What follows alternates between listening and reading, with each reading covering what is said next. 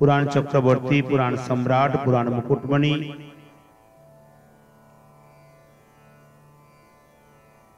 श्रीमद् भागवत महापुराण ग्रंथ महाराजे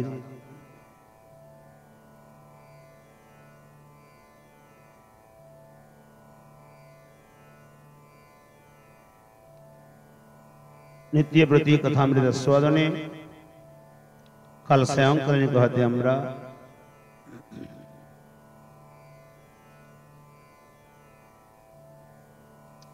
निगम कल्पतरु गलितम फलामिति श्लोकेर टीका आस्वादन करेছিলাম।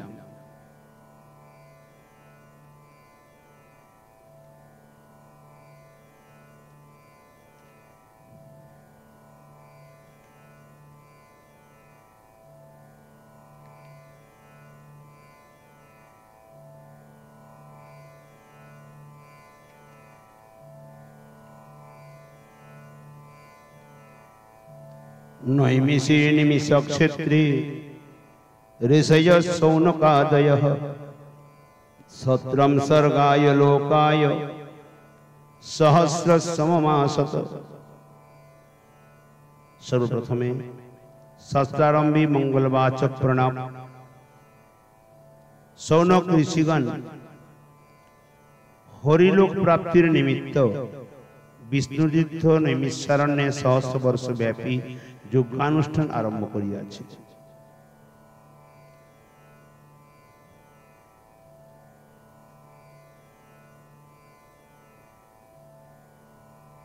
टीकार अनुवादे বলছেন বিশ্বনাথ চক্রবর্তী বাদ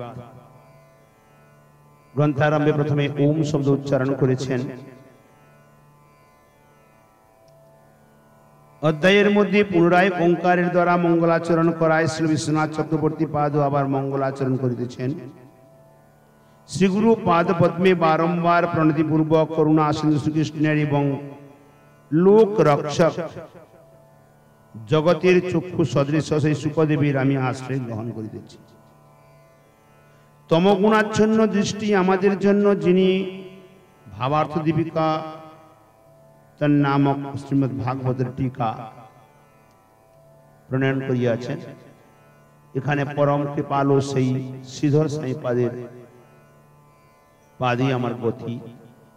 শ্রী বিশ্বনাথ চক্রবর্তী বা শ্রীধর সাইপাদের চরণে শরণাগত হয়ে टीका বর্ণন করছেন। তাহার ভক্ত চিত্তের আনন্দদায়িনী ব্যাখ্যা, শ্রীরূপ, শ্রী সনাতন, শ্রীজীব প্রভৃতি প্রভুগণের ব্যাখ্যা এবং শ্রীমৎ গুরুদেবের কৃপা অবলম্বন করিয়া আমি শ্রী ভাগবতের ব্যাখ্যান প্রবৃত্ত হইতেছি। পূর্ব মঙ্গলাচরণের দ্বারা শত্রুবর্গকে স্বাভিমুখ করিয়া শ্রী ভাগবতের কথার প্রারম্ভে পুনরায় মঙ্গলাচরণ করিতেছেন। ওম এই পদে মুক্ত হইয়াছে। ওঙ্কার ও অর্থ শব্দ পূর্বে ব্রহ্মার কণ্ঠ ভেদ করিয়া বিনির্গত হইয়াছিল।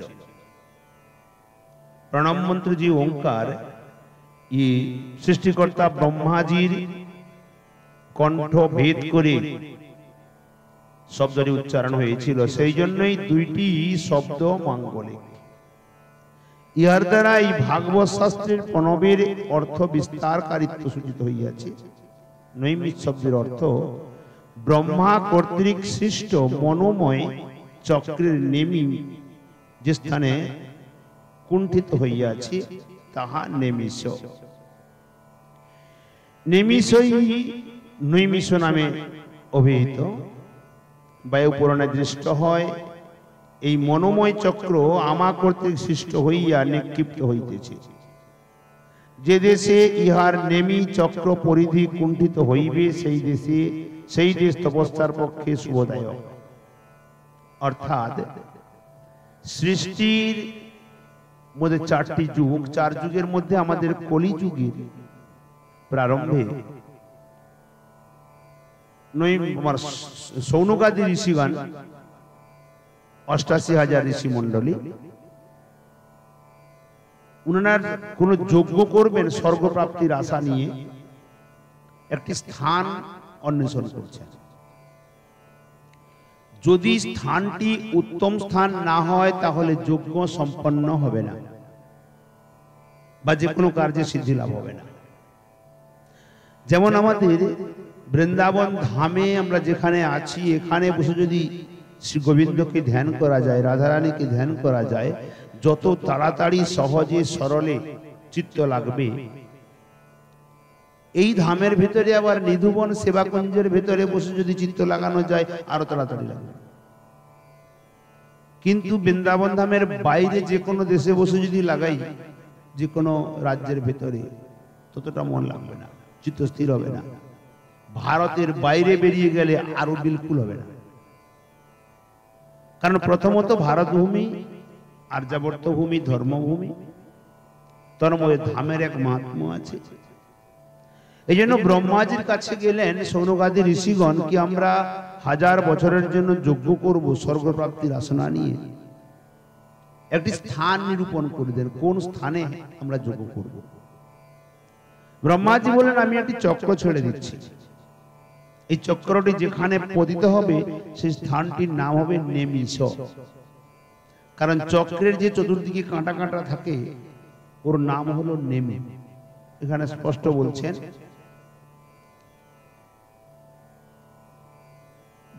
যে চক্রের নেমি যে স্থানে কুণ্ঠিত হইয়া আছে, চক্রের যদি কাঁটা কাঁটা, ওটার নাম নেমি। ওটি যেখানে পতিত হয়েছে তাহা নেমিষ। আর এই নেমিষই পরবর্তীকালে নৈমিষ নামে অভিহিত। এই জন্য ওখানে অরণ্য ছিল বলে নাম হলো নৈমিষারণ্য। অরণ্য মানে বন।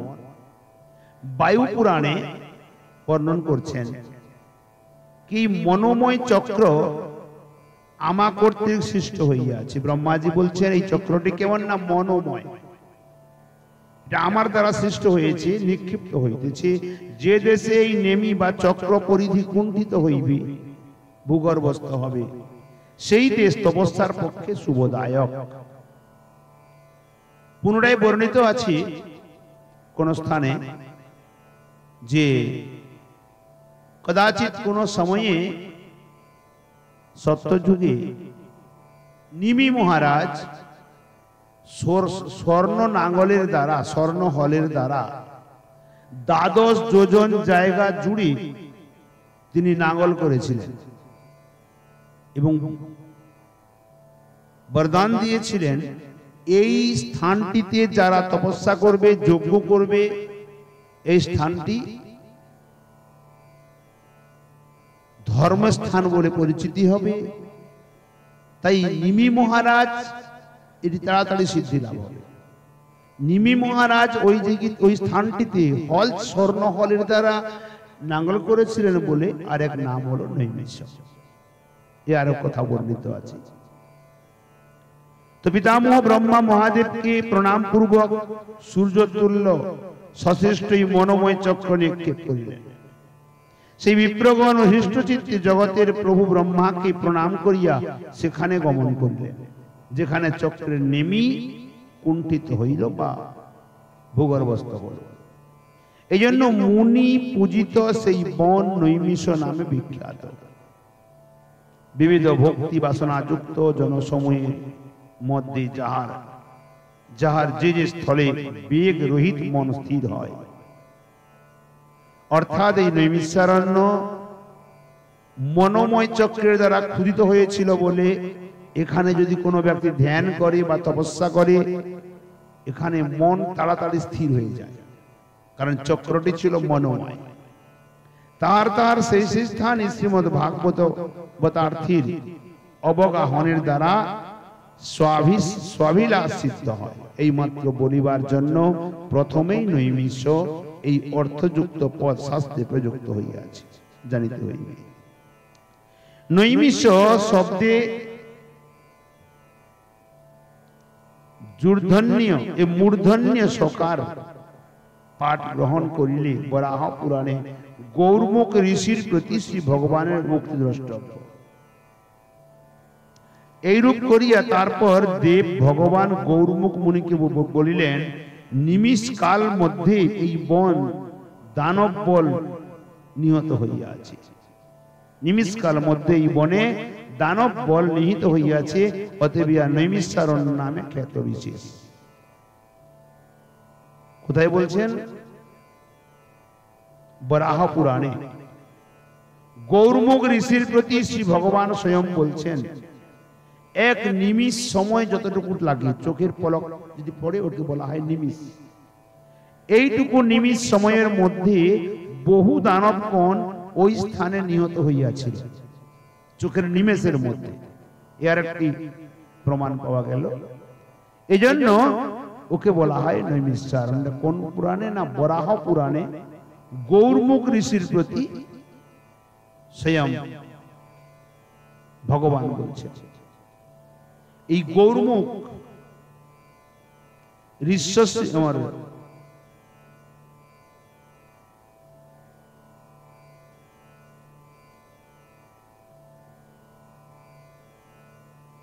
শৃঙ্গী ঋষির পিতার নাম কি ছিল? উনার শিষ্য ছিল।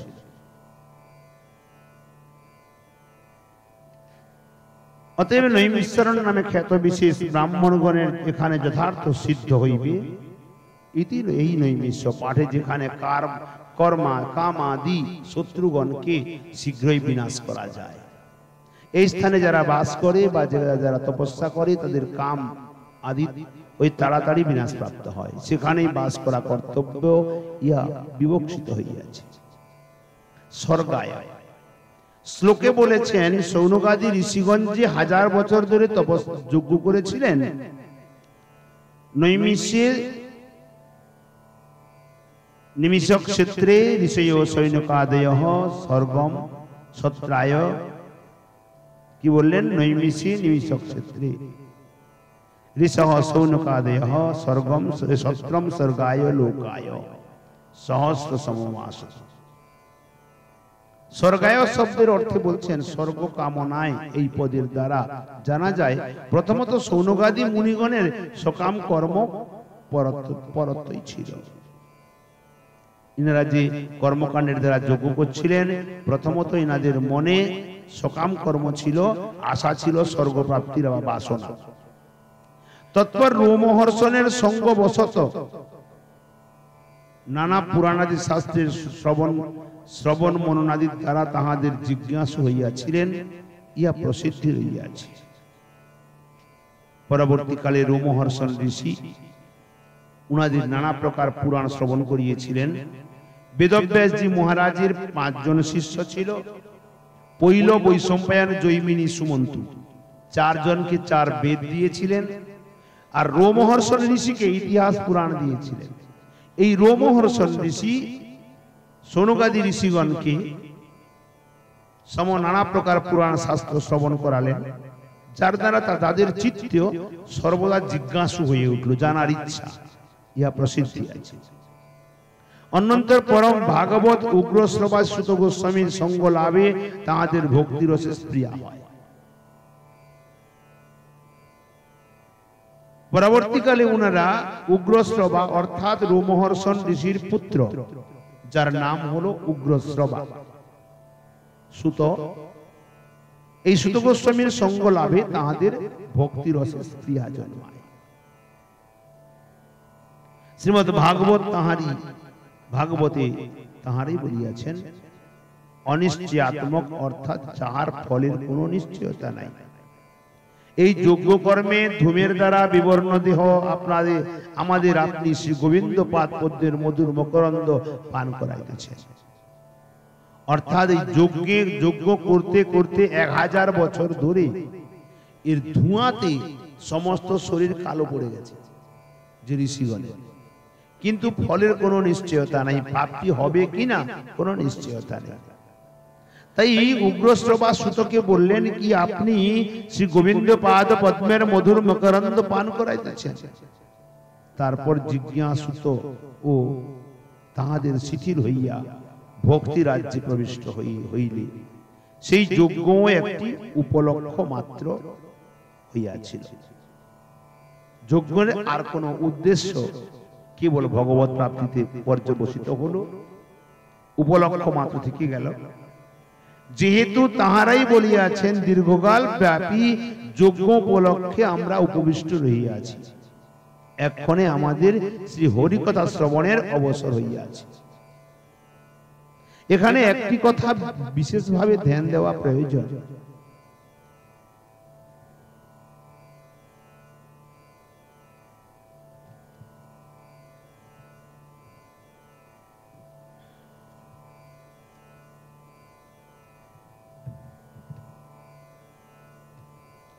সত্যযুগের মানুষের বয়স কত ছিল? 1,00,000 বছর। ত্রেতা যুগের মানুষের বয়স কত ছিল? 10,000 বছর। ডান দিকের একটি শূন্য কেটে গেল, 2000 থাকলো। দাপর যুগের মানুষের বয়স কত ছিল? 1000 বছর। 2000 থেকে একটি শূন্য কেটে গেল, 1000 থাকলো। এই যজ্ঞটি কখন হচ্ছে না? কলিযুগের প্রারম্ভে। তাহলে সনকাদি ঋষিগণের জন্ম দাপর যুগে, তো 1000 বছর ধরে যজ্ঞ করা স্বাভাবিক। কিন্তু সমস্যা এখানে হয়েছে, 1000 বছর ধরে যজ্ঞ করছেন, বয়সও আছে। ঋষি মুনিগণের তো বয়সের এখনো 250-500 বছরের মানুষ আছে। সেই সূত্রে যজ্ঞ করছেন, উদ্দেশ্য কি ছিল না? স্বর্গপ্রাপ্তি। কিন্তু উগ্রশ্রবাস ঋষির কাছ থেকে বিভিন্ন পুরাণাদি শ্রবণ করতে করতে মনের ভেতরে বিভিন্ন প্রকার জিজ্ঞাসু ভাবনা জন্মে। যখন দাপর যুগে এই রোমহর্ষণ ঋষি পুরাণাদি শ্রবণ করাচ্ছিলেন, ওই সভাতে বলরামজি পদার্পণ করেন। সবাই মিলে বলরামজিকে প্রণাম করেছেন, কিন্তু রোমহর্ষণ ঋষি প্রণাম করেন নাই। ফলত কি হলো? বলরামজি নিজের অপমান বোধ করে তিনি একটি তৃণকে অভিমন্ত্রিত করে ছেড়ে দিলেন। রোমহর্ষণ ঋষির মৃত্যু হয়ে গেল। ঋষিগণ বললেন কি, আমাদের যিনি আচার্য ছিলেন তাকে আপনি প্রাণে বধ করলেন। আপনি যেহেতু ভগবদ অবতার, আপনাকে তো আমরা অভিশাপ দিতে পারছি না, তাই আপনি আমাদের আচার্য প্রদান করেন। এই রোমহর্ষণ ঋষির পুত্রের নাম হলো উগ্রশ্রবা, যার শ্রবণেন্দ্রিয় অত্যন্ত তীক্ষ্ণ ছিল, অত্যন্ত তীক্ষ্ণ ছিল, তাই তার নাম ছিল উগ্রশ্রবা। এই উগ্রশ্রবা ঋষি নিজের পিতার কাছ থেকে সমস্ত পুরাণাদি শাস্ত্র অধ্যয়ন করেছেন। তদনন্তর তিনি শুকদেব গোস্বামী পাদের সভায় যখন পরীক্ষিতকে ভাগবত শ্রবণ করিয়েছিলেন, সম্পূর্ণ ভাগবত তিনি ওখানে শুনেছেন। তাহলে দুই পক্ষের প্রাপ্তি হয়ে গেল। তৃতীয়, রোমহর্ষণ ঋষির মৃত্যুর পরে শ্রী বলরামজি উগ্রশ্রবাকে ওই বেশাসনে বসিয়ে দিয়ে বললেন, আমার বরদানে তোমার পিতার মধ্যে যত জ্ঞান ছিল এবং সমগ্র বেদ পুরাণ ইতিহাস শাস্ত্রের মধ্যে যত যত জ্ঞান আছে, তোমার হৃদয়ে আপনা আপনি স্ফুরিত হবে। আর এদিকে শুকদেব গোস্বামী পাদের কাছ থেকে ভাগবত অধ্যয়ন করেছেন, তো জ্ঞানের ভান্ডার হয়ে গেল। এই জন্য মহাত্মাতে বলেছেন, অজ্ঞান ধ্বন্ত বিধ্বংস কোটি সূর্য সমপ্রভ। আপনার যে জ্ঞান, অজ্ঞান অন্ধকারকে বিনাশ করার নিমিত্ত কোটি কোটি সূর্যের সমতুল্য। এই সুতাক্ষাই কথা সারম মম কর্ণ রসায়নম, আপনি সর্বশাস্ত্রবিদ, তাই সমস্ত শাস্ত্রের সার কথা কি নিচড় করে আপনি বলেন। কারণ সুত গোস্বামী পাদ উগ্রশ্রবা ঋষি, তিনি সমগ্র শাস্ত্রে পারঙ্গম, তাই তিনি বলতে পারবেন। এই জন্য এই সুত গোস্বামী পাদ, যিনি বর্তমান স্বর্গপ্রাপ্তির কামনা নিয়ে যারা বসেছে, সনকাদি ঋষিগণ দীর্ঘকাল ধরে যজ্ঞ করছে, তাদের সমক্ষে হরিকথা শ্রবণের অবসর প্রাপ্ত করালেন। এখানে উদ্দেশ্য একটি বললেন, চাই 100 বছর হোক, চাই 1000 বছর হোক, চাই 10,000 বছর হোক, চাই 1,00,000 বছর হোক, এই সংসার একটি যজ্ঞক্ষেত্র, এটা কর্মক্ষেত্র, যজ্ঞক্ষেত্র। কর্মযজ্ঞ যে চলতে আছে, এই একটি সীমানা পর্যন্ত পৌঁছে, আকাঙ্ক্ষা করতে করতে এটা করব, ওটা করব, ওটা করব, যেমন স্বর্গপ্রাপ্তির আশা, এটি সীমানা পৌঁছায়। যখন চিত্তের মধ্যে ধ্যানে এসে যায় কি বর্তমান আমার হরিকথা শ্রবণের সময় এসে গেছে,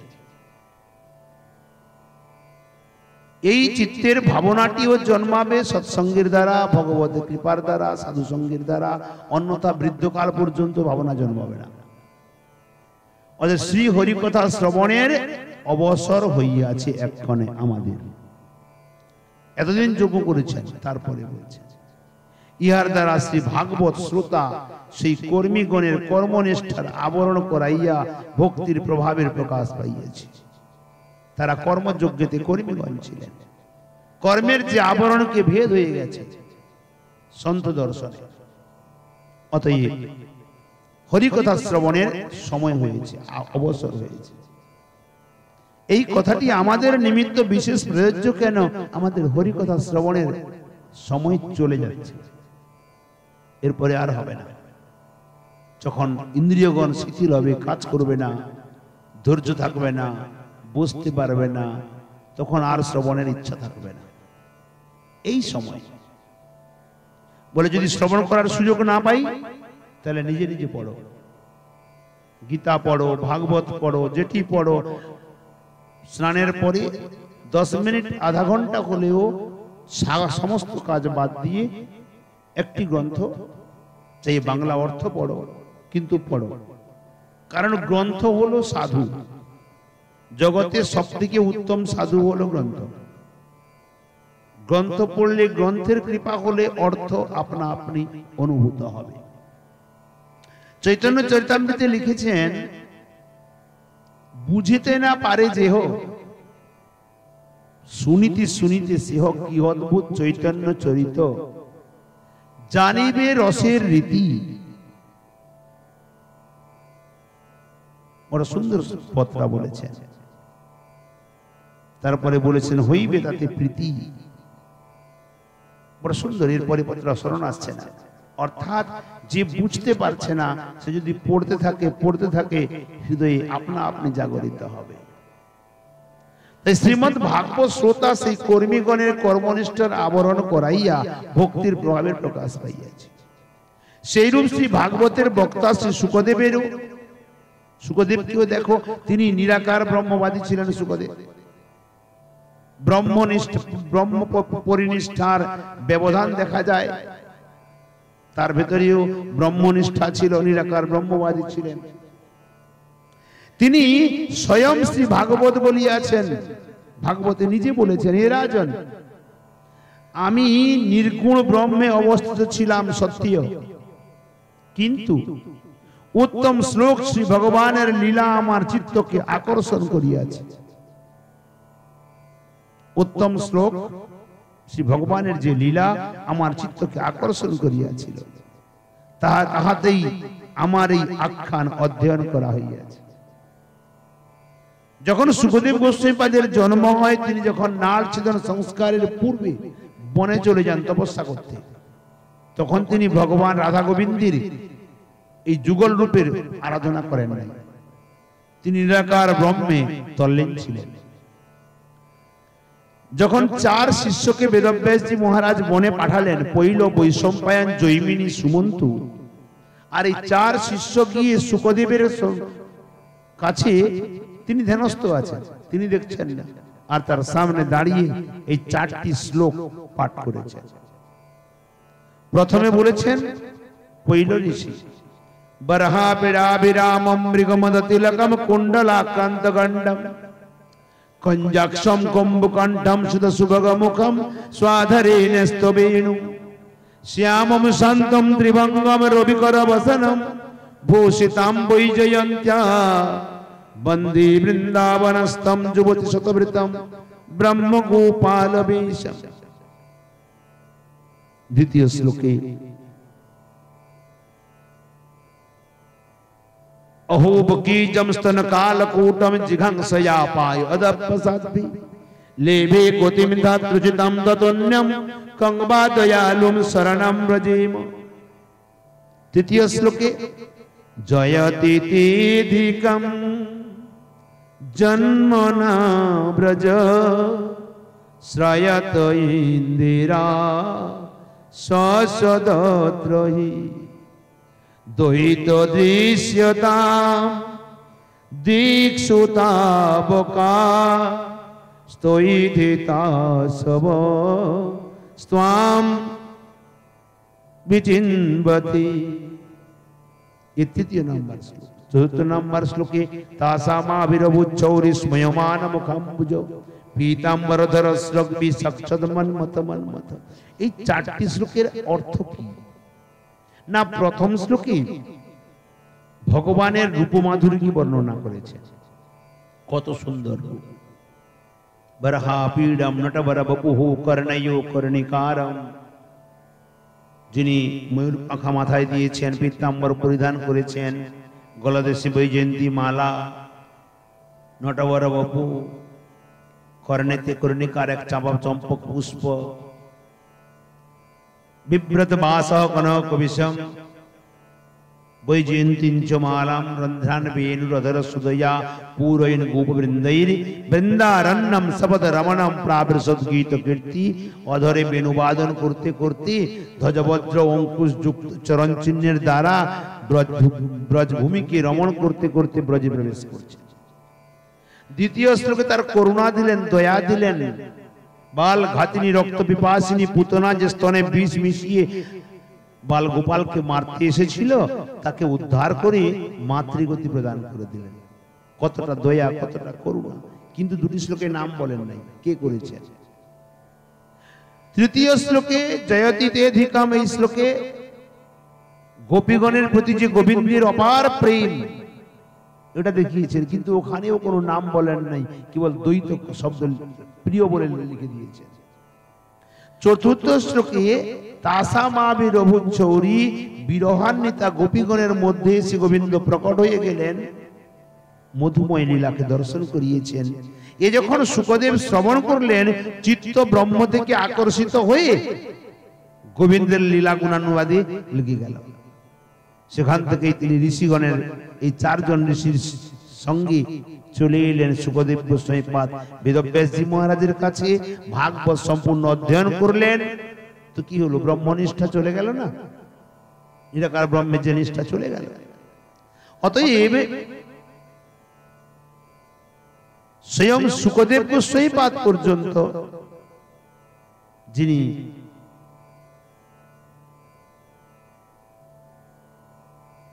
ব্রহ্মপর নিষ্ঠা ব্যবধান ছিল, তিনি স্বয়ং শ্রী ভাগবতে বলেছেন, হে রাজন, আমি নির্গুণ ব্রহ্মে অবস্থিত ছিলাম সত্যিও, কিন্তু উত্তম শ্লোক ভগবানের লীলা আমার চিত্তকে আকর্ষণ করিয়াছিল, তাহাতেই আমার এই আখ্যান অধ্যয়ন করা হয়।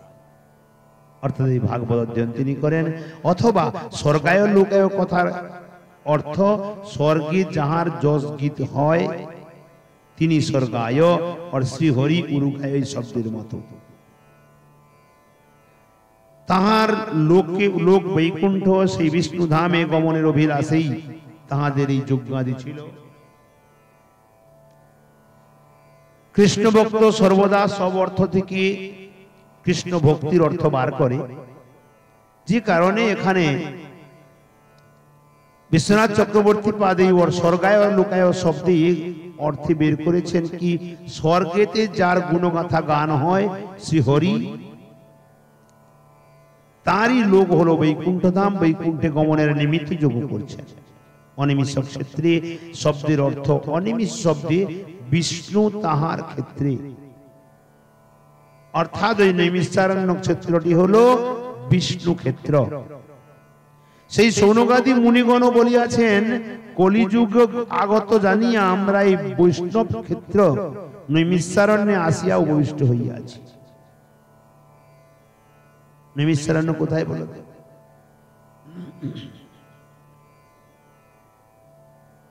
যাওয়ার পথে রাউরকেল্লা পড়ে না, তোর কাছাকাছি ওখানে নৈমিষারণ্য ক্ষেত্র। আবার কেউ কেউ উত্তরপ্রদেশেও বলেন, কিন্তু ওই দিকে আছে জানা আছে। তো আসিয়া উপবিষ্ট হইয়াছেন। এ হলো বৈষ্ণব ক্ষেত্র। এই বিষ্ণু ক্ষেত্র সহস্র বর্ষ ব্যাপী সত্র নামক যজ্ঞ কর্মের উদ্দেশ্যে তাহারা উপবেশন করিয়াছেন। অথবা আসত শব্দের অর্থ অকুর্বত অর্থাৎ করিয়াছিলেন। অগ্নিষ্টমীয় ইতি শ্রুতি বাক্যের মতো আস ধাতুর এখানে কৃষ্ণার্থ कृण्यर्थ प्रतिपादक प्रकारांतरेण पुरुषार्थ संकम निवृत्त्यर्थमाख्यायिका पाद्मे च आख्यायिका प्रदर्शन्ते सर्ववेदे सर्वस द्योते अन्त्यस्तु महतां तात्पर्यां तत्र अलाभ पुरुषार्थस्य प्रोक्तमर्थमृति द्योतनाय महाराज श्रद्धा विद्यार्थ में वच।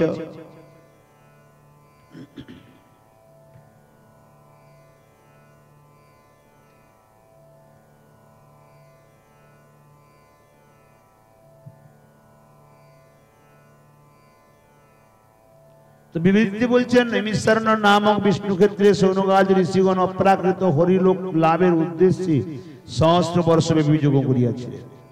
যারা শ্রীমদ্ ভাগবতের শ্রোতা তাহাদিগের প্রাকৃত চেষ্টার দ্বারা প্রাকৃত আধারে স্থিত হইয়া অপ্রাকৃত ধাম লাভের যোগ্যতা হয় না।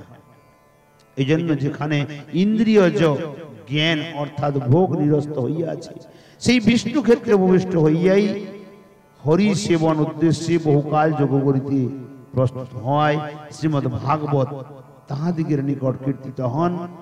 অসম্প্রসারিত ভগবান নামী প্রণব মুখে এই বেদান্ত বা ভাষ্য শ্রীমদ্ ভাগবতের প্রারম্ভ।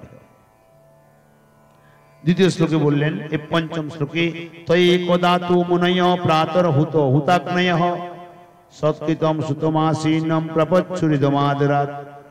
একদা কদাচিৎ কোন সময়ে প্রাতকালে সেই সৌনকাদি ঋষিগণ ঘৃতাহুত অগ্নিতে আহুতি প্রদান করিয়া সমাদৃত আসন উপবিষ্ট শ্রী ব্যাস শিষ্য মহাভাগবত সুতকে আদর করিয়া এই কথা জিজ্ঞাসা করিলেন।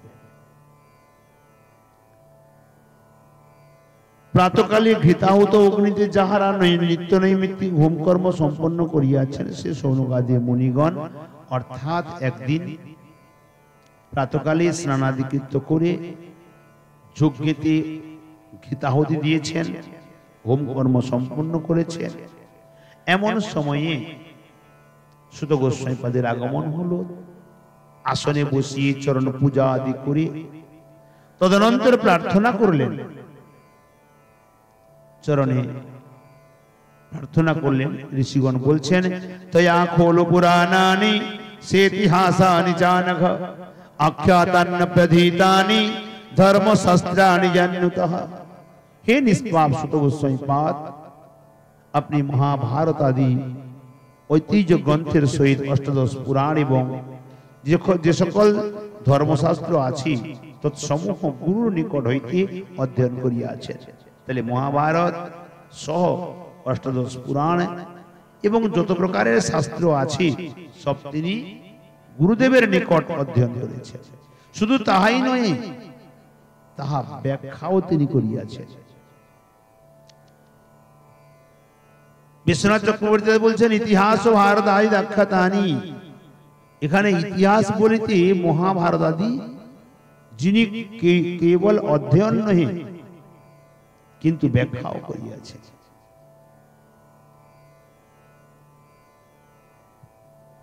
জানি বেদ বিদম শ্রেষ্ঠ ভগবান বাদরায়ণ অন্যে চ মুনঃ সূত পরাবর বিদু বিদুঃ বেদতত্ত্বম সৌমতৎ সর্বম তত্তত্তস্তদনুগ্রহাদ শ্রূয়ু স্নিগ্ধস্য শিষ্যস্য গুরবো গুহ্যমপ্যুত। সপ্তম অষ্টম শ্লোকে বলছেন আরো হে সৌম্য, হে সুত, ভগবান বেদব্যাস যাহা জানেন এবং অপর সগুণ ও গুণাতীত ধামে অবস্থিত ব্রহ্মের স্বরূপ যে সকল মুনি অবগত আছেন, আপনি তাহাদিগের কৃপায় সেই ইতিহাস পুরাণাদি সমগ্র শাস্ত্রেই যথার্থ জ্ঞাত আছে। সৌনকাদি মুনিগণ সুত গোস্বামীপাদকে বলছেন হে সৌম্য, ভগবান বেদব্যাস যাহা জানেন, তিনি যত যত গ্রন্থ রচনা করেছেন বেদব্যাসজি মহারাজ, সে সমস্ত গ্রন্থ আপনি জানেন। অপর সগুণ ও গুণাতীত ধামে অবস্থিত ব্রহ্মের স্বরূপ সকল মুনিগণ অবগত আছে, আপনি তাহাদিগের কৃপায়ও সেই ইতিহাস পুরাণাদি সমস্ত শাস্ত্রী যথার্থ জ্ঞাত আছে। সমস্ত ঋষি মুনিগণের কৃপা পেয়েছেন তিনি। কেননা স্নিগ্ধ স্বভাব অর্থাৎ প্রীতিশীল শিষ্যের নিকটেই গুরুবর্গ অতি গূঢ় রহস্য ব্যক্ত করিয়া থাকেন। বিশ্বনাথ চক্রবর্তীবাদ বলছেন, বিদ্যাং শব্দের অর্থ বিদ্বৎ জন গণের মধ্যে, পরাবর বিদহা শব্দের অর্থ সগুণ এবং নির্গুণ ব্রহ্মের স্বরূপ যাহারা অবগত। স্নিগ্ধ অর্থাৎ শ্রী গুরুদেবের প্রীতিশীল শিষ্যের নিকট গুরুবর্গ অতি গোপনীয় রহস্য বলিয়া থাকেন। এই বিধিলিঙ্গ প্রয়োগের দ্বারা তোমার মতো স্নিগ্ধ শিষ্যের নিকট সেই সকল ব্যাসাদি গুরুবর্গ অবশ্যই রহস্য প্রকাশ করিয়া থাকিবেন এবং তোমারও সর্বরহস্য বিজ্ঞত বুঝা যাইতেছে। এই জন্য নিজ নিজ মত উদ্ধার করিয়া যাহারা বলেন সেই সকল মুনিদের পরিত্যাগ করত। সর্বমতের বক্তা তোমাকেই আমরা জিজ্ঞাসা করিতেছি, হি ভগবান আপনি কৃপা করে বলেন। তত্র তত্রঞ্জসা যুষ্মন ভবতা যদ বিনিশ্চিতম পুংসামে কাস্ততঃ শ্রেয়স্তন্ন সংসিতুমর্হতি। তোমার হাসি হে অভিজ্ঞতম, আপনি সেই অধীত শাস্ত্র সমূহে মানবগণের সহজে একান্ত কল্যাণজনক বলিয়া যাহা যাহা স্থির করিয়াছে। যতখানে শাস্ত্রের কথা বললেন, এই শাস্ত্রের মধ্যে বিজ্ঞজন মানব জগতের সহজে একান্ত কল্যাণপ্রদ যে সমস্ত কথাকে স্থির করেছে, সেই পরম মঙ্গলময় রহস্য আমাদিগের নিকটে কীর্তন করিবার উপযুক্ত, অর্থাৎ আপনি তাহা আমাদিগকে বলুন। বিশ্বনাথ চক্রবর্তীবাদ বলছেন, তাহা হইলে সেই সমস্তই কি বলিব? তার উত্তরে বলছেন, হে আয়ুষ্মান, তুমি বহুকাল ব্যাপী এই সমস্ত অধ্যয়ন ও বিচার করিয়াছ, যত শাস্ত্র টিকাতে বলছে। অঞ্জস্য অনায়াসে অতি শীঘ্র অর্থবোধক বাক্য সমূহের মধ্যে একান্ততঃ একান্ত রূপে বা সর্বদা এই অর্থ, অর্থাৎ একান্ত শব্দে প্রথমা বিভক্তি তৎপ্রত্যয় হইয়াছে এক অদ্বিতীয় তারতম্য গণনার অভ্যন্তরে যাহা হইতে অধিক শ্রেয়। জগতে বহু কল্যাণকারী বস্তু আছে, তাদের মধ্যে যেটি অত্যন্ত কল্যাণকারী বস্তু সেটি আমাদের বলেন, যার উপরে আর মঙ্গলপ্রদ বস্তু আর নাই, এই অর্থ। সেই শ্রেয় বস্তু প্রেমী, স্বর্গমোক্ষাদি নহে। শ্রেয় বস্তুটি কি না প্রেম, ভগবানের প্রতি গাঢ় প্রেম, স্বর্গমোক্ষ আদি নয়। ব্রহ্ম পরমাত্মা ও ভগবৎ স্বরূপের মধ্যেও মুখ্য ভগবৎ স্বরূপেরও বশীকারকত্ব বলিয়া প্রেমী পরম শ্রেয়স্কর জানিতে হইবে। কারণ ব্রহ্ম, পরমাত্মা আর ভগবান এই তিন স্বরূপ ভগবানেরই স্বরূপ, কিন্তু ভগবান স্বরূপ প্রেমের বশীভূত, ব্রহ্ম আর পরমাত্মা প্রেমের বশীভূত না। এই জন্য ভগবৎ স্বরূপই আমাদের নিমিত্ত শ্রেয়স্কর, ব্রহ্ম পরমাত্মা না। ইহা অগ্রিম গ্রন্থে, অর্থাৎ এই গ্রন্থে পরে পরে প্রকাশিত হইবে।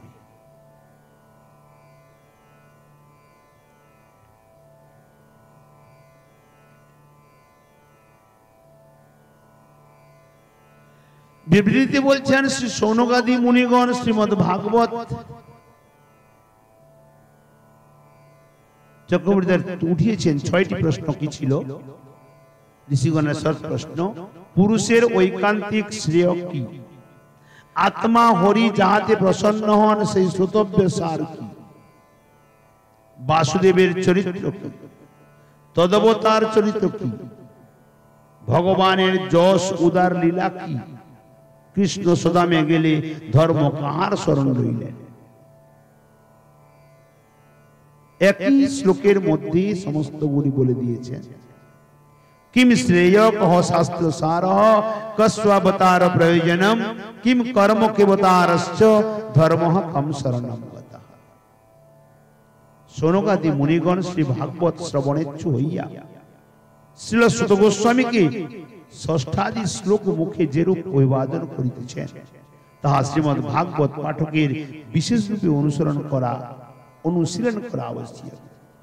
কীর্তনকারী শ্রী সুত গোস্বামী ব্রাহ্মণেতর কুলে উদ্ভূত হইয়াছিলেন, অর্থাৎ সুত গোস্বামী পাদ ব্রাহ্মণ কুলে জন্ম নেন নাই। তিনি তাদৃশ কুলে উদ্ভূত হইয়াও শ্রী শুকদেবের নিকট শ্রীমদ্ ভাগবত পূর্বে শ্রবণ করিয়াছিলেন। শ্রীমদ্ ভাগবতের শ্রবণাধিকার সকল বর্ণেরই আছে। ভাগবত সমস্ত জাতি বর্ণ নির্বিশেষে শ্রবণ করতে পারে। শ্রীমদ্ ভাগবত শ্রবণ করিয়া যিনি বর্তম প্রদর্শক গুরুদেবের পরামর্শানুসারে সাতত্ব সংগীতার কল্প পদ্ধতি অনুসারে দীক্ষিত হন, তিনি আগম লক্ষণ সম্পন্ন হইয়া শ্রীমদ্ ভাগবতের সপ্তম স্কন্ধের 13 অধ্যায়ের 32 শ্লোক বিচারানুসারে ব্রাহ্মণ লক্ষণ বিশিষ্ট হন। এই বৃত বা লক্ষণ বিশিষ্ট ব্রাহ্মণ সাবিত্র সংস্কারের যোগ্য, কিন্তু সংস্কার গ্রহণের পূর্ব পর্যন্ত তাহার যোগ্যতার ফলস্বরূপ ক্রিয়া সাধারণ লোক বহিঃপ্রজ্ঞা দ্বারা লক্ষ্য করিতে পারে না। যে কোনো জাতি থেকে ব্রাহ্মণ কুলে আসতে পারে, সে যদি ব্রাহ্মণোচিত কর্ম করে, তো সাধন ভজন করে ব্রাহ্মণোচিত কর্মে যদি আসতে পারে, সেজন্য দীক্ষা দাত্রীগণ পাঞ্চরাত্রোক্ত বৈদিক কল্পবিধি অনুসারে দীক্ষা বিধানের অন্তর্গত বীজ গর্ভ সমুদ্ভূত পাপনাশকারী সংস্কার সমূহ প্রদান করেন। বড় সুন্দর কথা বলেছে। বর্তমান তো কোনো নিয়ম কানুন নেই।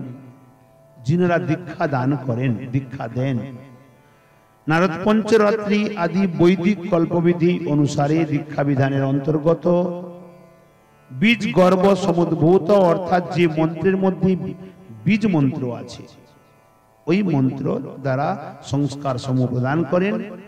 শ্রী সুত গোস্বামী শ্রী শুকদেবের নিকট সম্বন্ধ জ্ঞান রূপ দীক্ষা ও শ্রীমদ্ ভাগবত শ্রবণ রূপ শিক্ষা লাভ করিয়া সলিঙ্গানাং সমানাং ত্যক্ত্বাচরিতবিধি গোচরঃ এই উদ্দেশ্যে স্বীয় জীবন গঠন করিয়া শ্রীমদ্ ভাগবতের কীর্তনকারী রূপে প্রপঞ্চাগত বিষ্ণু ক্ষেত্রে নৈমিষারণ্যে অক্ষজ জ্ঞান পারঙ্গত ঋষিগণের নিকট তাহাদের বহি প্রজ্ঞাচালিত বাক্যের বিষয়ভূত হইয়া ভগবত বক্তা পরমহংস বেশ বিশিষ্ট হইয়া দৃষ্ট হইতেছে। কি ছিলেন? শুকদেব গোস্বামীর কাছ থেকে সম্বন্ধ জ্ঞান রূপ দীক্ষা নিয়েছেন এবং শিক্ষা লাভ করেছেন। উগ্রশ্রবা সুত দীক্ষা এবং শিক্ষা দুটাই শুকদেবের কাছে হয়েছে এবং তিনি বিষ্ণু ক্ষেত্রে নৈমিষারণ্যে চলে আসেন পরমহংস বিশিষ্ট ঋষিগণের কাছে ভাগবত কথা শ্রবণ করানোর জন্য। তাদৃশ দৃষ্টাভ্যন্তরে তিনি পুরাণ ও ইতিহাসের ও ধর্মশাস্ত্রের অধ্যাপিত শ্রোতা ও অধ্যাপক বক্তারূপে যোগ্য কীর্তনকারী বলিয়া সৌনগাদি ঋষি সম্প্রদায় তাহাকে পুরাণ ধর্মশাস্ত্র ও ইতিহাসের বক্তা মাত্র মনে করিয়াছে। তৎকালে তাদের শ্রদ্ধা শ্রবণেচ্ছু ঋষি সম্প্রদায়ের উহিত হইয়াছে দেখা যায়। সুত গোস্বামী পাদকে সৌনগাদি ঋষিগণ ইতিহাস পুরাণ বক্তা বলে জানতেন না যে ভাগবত তিনি বর্ণন করতে পারবেন। তাই এই ভাগবত শ্রবণের পরবর্তী সময়ে তাহারা নিজ নিজ অক্ষয় জ্ঞান পরিত্যাগ পূর্বক অধক্ষজ হইয়া অধক্ষজ বিষ্ণু বস্তুতে অহৈতুকীয় অপ্রতিহতা সেবাবৃত্তি বিশিষ্ট হইয়াছিলেন। যখন ভাগবত শ্রবণ করেছেন তখন জেনেছেন ইনি ভাগবত বক্তা। অতএব আগে ছিল অক্ষজ, পরে হলেন অধক্ষজ। ঋষিগণের ভাগবত শ্রবণের পূর্বের ও পরবর্তী কালের অবস্থাদ্বয়কে আমরা অশিক্ষিত ও শিক্ষিত এই ভাষাদ্বয়ে লক্ষ্য করিতে পারি। অর্থাৎ পূর্বে ইনাদের ভগবত তত্ত্ব জ্ঞান ছিল না, তাই তারা স্বর্গপ্রাপ্তির নিমিত্ত যোগ্য করেছিলেন। সুত গোস্বামীপাদের সঙ্গ লাভ করার পরেই ইনাদের ভগবত তত্ত্ব জ্ঞান জন্ম হলো, তাই তারা ভগবত তত্ত্ব জ্ঞানে শিক্ষিত হয়ে উঠলেন। এই শ্রীমৎ ভাগবত আখ্যানের এই গানের অন্তর্গত পাঞ্চরাত্রিক দীক্ষারূপ সম্বন্ধ জ্ঞান সেই শ্রবণকারী ঋষিগণকে অধিকার করিয়াছে। শ্রীমৎ ভাগবতকে অনেকে পুরাণ লক্ষণ বিশিষ্ট জানিয়া ও তদন্তর্গত পাঞ্চরাত্রিক সংগীতার নিত্যাধিষ্ঠান লক্ষ্য করে।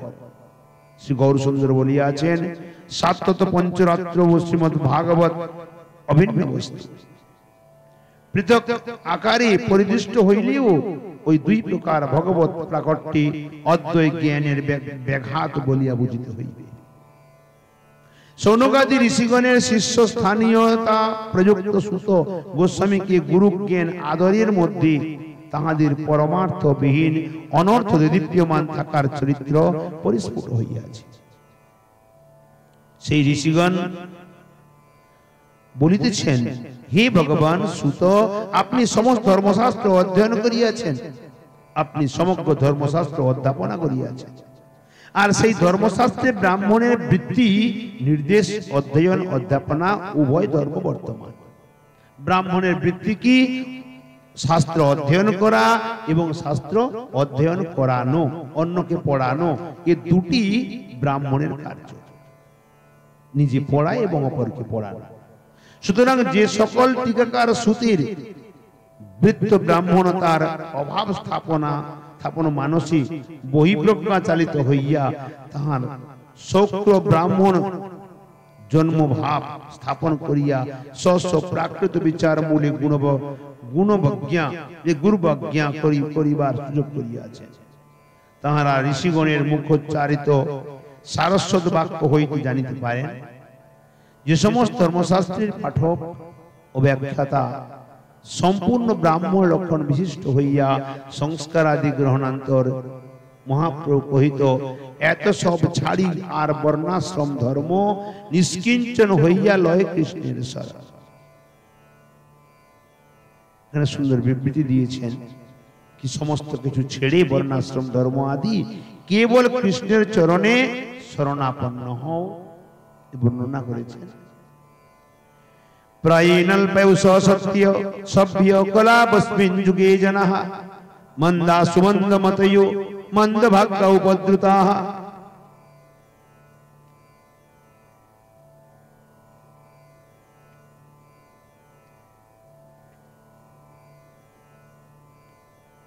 তত্র তত্রাঞ্জসা যুষ্মন ভবতা যত বিনিশ্চিতম পুংসামে কাস্তব শ্রেয়স্তন্নু সংসিতুমহসি। তদনন্দ সংস্কৃত দিলেন, প্রায় নাল্পৌষ সভ্য কলাবস্মিন যুগে জনঃ মন্দা সুমন্দ মতয়ো মন্দ ভাগ্য উপদ্রুতাঃ। হে সাধ্যে, এই কলিযুগে অধিকাংশ মানবী অল্প আয়ু, মানবের বয়স অত্যন্ত অল্প আয়ু, তাহাতে আবার তাহারা পরমার্থ চেষ্টা রহিত অলস, তাহাতে স্বল্প বুদ্ধিযুক্ত, তাহাতে আবার বিঘ্ন ব্যাকুল, সুতরাং সাধু সঙ্গহীন, উপরান্তু রোগাদি তাপ প্রপীড়িত। অতঃ ভূরিণী ভূরি কর্মাণি সুতব্যানি বিভাগসহ অতঃ সারম সমুদিত মনীষিয়া ব্রূহি ভদ্রে ভূতানাম জেনাত্মাৎ সুপ্রসিদ্ধতি। জগতে বহু বহু বিবিধ অনুষ্ঠানের কর্ম এবং বহু শ্রবণযোগ্য শাস্ত্র বিভিন্ন বিভাগ ক্রমে বর্তমান আছে। অতএব হে সুত গোস্বামীপাদ, হে বিদ্বান, এই শ্রেয়স্কর সাধন মধ্যে যাহা মুখ্য তাৎপর্য অর্থাৎ সর্বোৎকৃষ্ট বলিয়া স্থির করিয়াছেন, আপনি স্বীয় তীক্ষ্ণ বুদ্ধি প্রভাবে বিবিধ শাস্ত্র হইতে সেই সার বাক্য সংগ্রহ করিয়া প্রাণীগণের মঙ্গলের জন্য আমাদিওকে বলুন, যাহাতে জীবের বুদ্ধি সুপ্রসন্ন অর্থাৎ ভগবত উন্মুখী হয়। যত শাস্ত্রে সংসারে আছে সমগ্র শাস্ত্রের সার কথা কি আপনি কৃপা করে বলুন। तादृशस्य श्रेयसो साधनेषु मध्ये जन्मुख्यम कलिकाल वर्तिभिर्जनैः सुशक्यञ्च तत्साधनं वदिति पृच्छन्ति भूरिणे कर्माण्यनुष्ठेयानि यत्कृतानि सुतव्यानि साधनानि तैषो साधन प्रतिपादकानि शास्त्राणि वा जिनात्म बुद्धि प्रसिद्धति तच्च श्रवण कीर्तनादि कमे विद्याग्र जिज्ञास्यति। अर्थात विश्वनाथ चक्रवर्ती এই টিকাতে বলছেন তাদৃশ শ্রেয়স্কর সাধন সময়ে সমূহের মধ্যে যাহা মুখ্য এবং কলিকালে অবস্থিত জনগণের পক্ষে যাহা সহজে পালনীয়। সাধনার রাস্তা বহু আছে, জ্ঞান কর্ম আদি বিবিধ প্রকার আছে, কিন্তু কলিযুগের জীবের নিমিত্ত যেটি অত্যন্ত সহজ সরল সেই সাধন বল এই জিজ্ঞাসা করিতেছেন বহু বহু বিবিধ অনুষ্ঠানযোগ্য কর্মসমূহ রইয়াছে, তাহাদের মধ্যে বহু শ্রবণ সাধযোগ্য সাধন ও তাদের সাধন প্রতিপাদক শাস্ত্রসমূহ বিদ্যমান। তাহাদের মধ্যে যাহার দ্বারা আত্মা অর্থাৎ বুদ্ধি প্রসন্ন হয় আপনি কৃপাপূর্বক তাহাই বলেন। তাহা কি না শ্রীমদ্ ভাগবত কথা শ্রবণ কীর্তন আদি। ইহা পরে বলা হয় सूत जानासि भद्रम ते भगवान सत्यदाम्पति देवक्यां वसुदेवस्य जातु जस्य चिकीर्षया। भगवान हे सुत আপনার মঙ্গল হোক। যে প্রয়োজন সাধন উদ্দেশ্যে শুদ্ধ সত্য বৈষ্ণবগণের পালক ভগবান শ্রীকৃষ্ণ বসুদেব ভার্যা দেবকীর গর্ভে আবির্ভূত হইয়াছিলেন সেই বিষয়ে আপনি অবগত আছেন। কৃপাপূর্বক বলেন তন্ন শুশ্রূষমাণানাম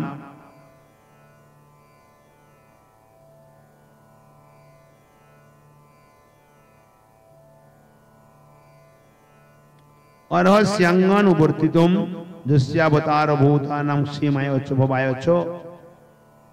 হি সুত যাহার অবতার বা আবির্ভাব জীবগণের মঙ্গলের এবং সমৃদ্ধির জন্য হইয়া থাকে, আমরা সেই বাসুদেবের অবতার লীলা সমূহ শ্রবণ করিতে অভিলাষী, আপনি তাহা আমাদিগকে বর্ণন করুন।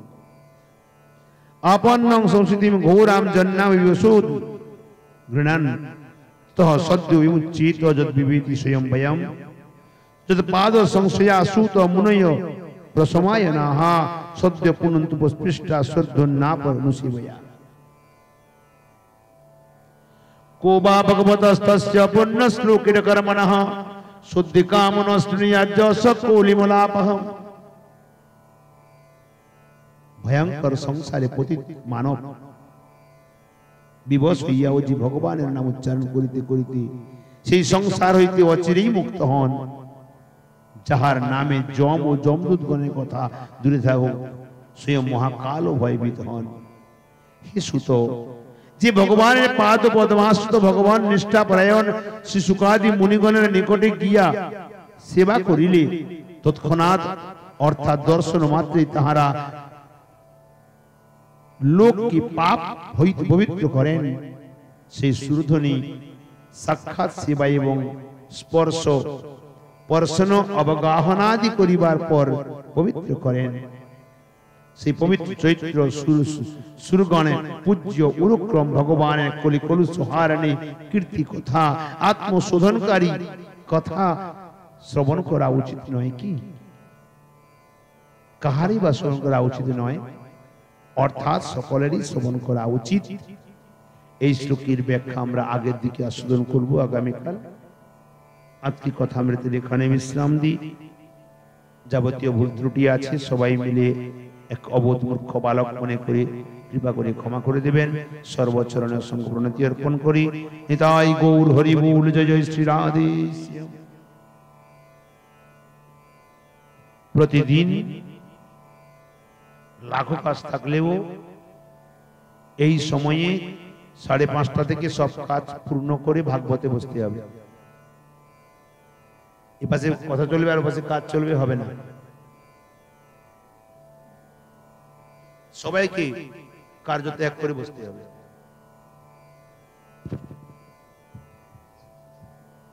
বল ভক্তবৎসল ভগবান কি, जय जय राधे कृष्ण गोविंद जय जय राधे कृष्ण गोविंद राधे गोविंद राधे गोविंद करताल नहीं राधे गोविंद जय जय राधे कृष्ण गोविंद जय जय श्याम सुंदर मदन मोहन वृंदावन चंद्र जय जय वृंदावन चंद्र जय जय राधा रमण रास बिहारी श्री गोकुलानंद जय जय रासेश्वरी विनोदिनी भानुकुलो चंद्र जय जय ललिता विशाखा आदि जत सखी वृंद जय जय श्री रूप मंजरी आदि मंजरी अनंग जय जय पूर्णमासी कुंदलता जय बीरा वृंद তোমরা সবে মিলে করো দয়া আমি অতি মন্দ আমায় কৃপা করি দাও হে যুগল চরণার বিন্দ যেন ব্যাকুলে প্রাণে গাইতে পারি হারাধে গোবিন্দ গাইতে পারি হারাধে গোবিন্দ যেন গাইতে পারি হারাধে গোবিন্দ জয় জয় রাধে কৃষ্ণ গোবিন্দ জয় জয় রাধে কৃষ্ণ রাধে কৃষ্ণ গোবিন্দ জয় শ্রী গৌরাঙ্গ নিত্যানন্দ শ্রী অদ্বৈত চন্দ্র গদাধর শ্রীবাসাদি গৌর ভগত বৃন্দ জয় শ্রী কৃষ্ণ চৈতন্য প্রভু নিত্যানন্দ হরে কৃষ্ণ হরে রাম শ্রী রাধে গোবিন্দ হরে কৃষ্ণ কৃষ্ণ কৃষ্ণ হরে হরে হরে রাম রাম রাম হরে হরে हरे कृष्ण कृष्ण कृष्ण हरे हरे हरे राम राम राम हरे हरे कृष्ण कृष्ण कृष्ण कृष्ण हरे हरे हरे राम राम राम हरे हरे हरे कृष्ण कृष्ण कृष्ण हरे हरे हरे राम राम राम हरे हरे निताय गौर हरि बोल हरि बोल हरि बोल हरि बोल हरि बोल हरि बोल हरि बोल हरि बोल निताई गौर हरि बोल। जय श्री राधे श्याम बोल भक्त वत्सल भगवान की जय। जय जय श्री राधे। श्रीमद् भागवत महापुराण की जय। श्री सुखदेव गोस्वामी जी महाराज की जय। श्रीमद् व्यास जी महाराज की जय। श्री परीक्षित जी महाराज की जय। श्रीमद् भागवत कथामृत की जय। हरिनाम संकीर्तन की जय। अपन अपन श्री गुरु महाराज की जय। श्री राधा माधव लाल की जय। जय जय श्री राधे श्याम निताई गौर हरि बोल। बोल भक्त वत्सल भगवान की जय।